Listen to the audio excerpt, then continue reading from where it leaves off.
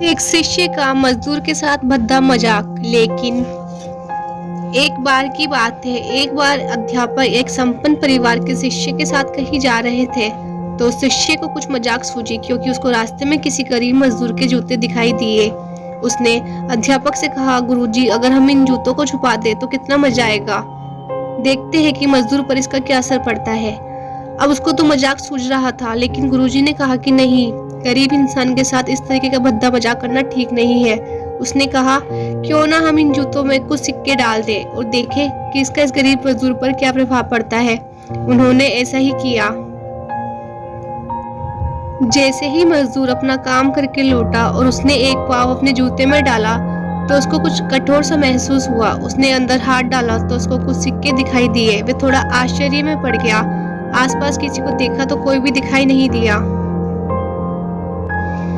वापस उसने दूसरा पैर अपने जूते में डाला और वापस उसको उसमें कुछ सिक्के दिखाई दिए।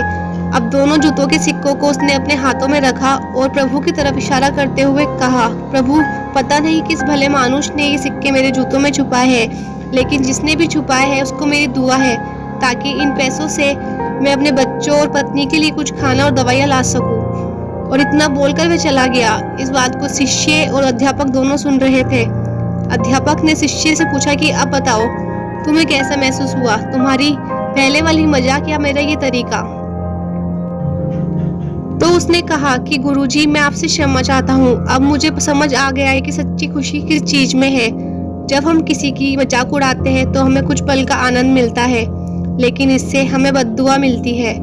लेकिन अगर हम किसी की मुश्किल परिस्थितियों में मदद करते हैं और जिसकी भी हम मदद करते हैं उसको भी नहीं पता कि हमने उसकी मदद की है, लेकिन अंदर ही अंदर हमें पता है कि हमने उस इंसान की मदद की है, तो यही सच्ची खुशी है। जब हम दूसरों को खुशी देते हैं तो हमें सच्ची खुशी मिलती है।